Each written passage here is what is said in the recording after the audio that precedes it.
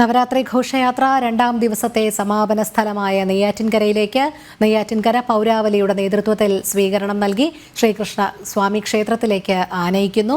നെയ്യാറ്റിൻകര ശ്രീകൃഷ്ണ സ്വാമി ക്ഷേത്രത്തിലായിരിക്കും നവരാത്രി വിഗ്രഹങ്ങൾ വിശ്രമിക്കുക. തത്സമയ ദൃശ്യങ്ങളാണ് നമ്മൾ കാണുന്നത്.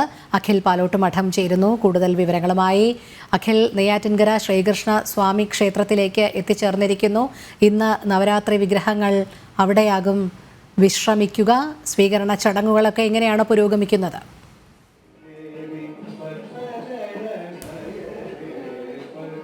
രണ്ടാം ദിവസത്തെ നവരാത്രി വിഗ്രഹ ഘോഷയാത്ര ഇന്ന് രാവിലെ കുഴുത്തറ മഹാദേവ ക്ഷേത്രത്തിൽ നിന്നായിരുന്നു ആരംഭിച്ചത്.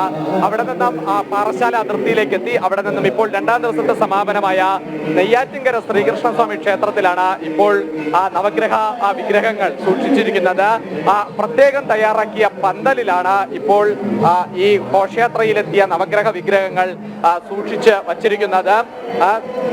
അതിൽ പ്രധാനമായും മുന്നേറ്റിമംഗ, സരസ്വതി ദേവി, അതുപോലെ ശ്രീമുരുകൻ, ഇങ്ങനെ 3 പന്തലായി ഇട്ടുകൊണ്ടാണ് ഇത്തവണ ഈ സരസ്വതി വിഗ്രഹ ഘോഷയാത്രയ്ക്ക് നെയ്യാറ്റിൻകര ശ്രീകൃഷ്ണസ്വാമി ക്ഷേത്രത്തിൽ സ്വീകരണം ഒരുക്കിയിരിക്കുന്നത്. നാളെ രാവിലെ 8:30 ഇന്ന് യാത്ര ആരംഭിച്ചതുപോലെ തന്നെ നാളെ 3-ാം ദിവസത്തെ യാത്ര നെയ്യാറ്റിൻകരയിൽ നിന്നും ആരംഭിക്കുന്നത്.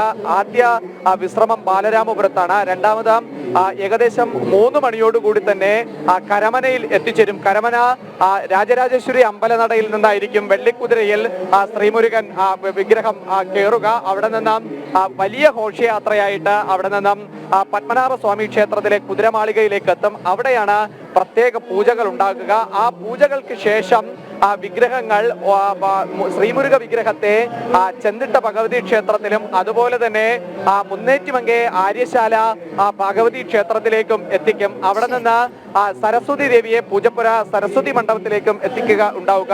നവരാത്രി പൂജകൾക്ക് ശേഷം അവിടെ നിന്ന് 15-നായിരിക്കും തിരിച്ചു മടങ്ങുന്ന ഒരു ചടങ്ങ് ഉണ്ടാകുന്നത് എന്നതാണ് നമുക്ക് മനസ്സിലാക്കാൻ സാധിക്കുന്നത്. ഇതിൽ ഏറ്റവും പ്രധാനപ്പെട്ടത് പറയേണ്ടത് വലിയ ഭക്തജന തിരക്ക് ഇപ്രാവശ്യത്തെ നവരാത്രി പൂജകൾക്ക് എല്ലാ സ്വീകരണ കേന്ദ്രങ്ങളിലും ഉണ്ടാകുന്നു എന്നതാണ് ഇതിൽ ഏറ്റവും പ്രധാനപ്പെട്ട. ശരി അഖിൽ, നവരാത്രി ഘോഷയാത്ര രണ്ടാം ദിവസത്തെ സമാപന സ്ഥലമായ നെയ്യാറ്റിൻകരയിലേക്ക് അഖിൽ പാലോട്ട് മഠമാണ് വിവരങ്ങൾ നൽകിയത്.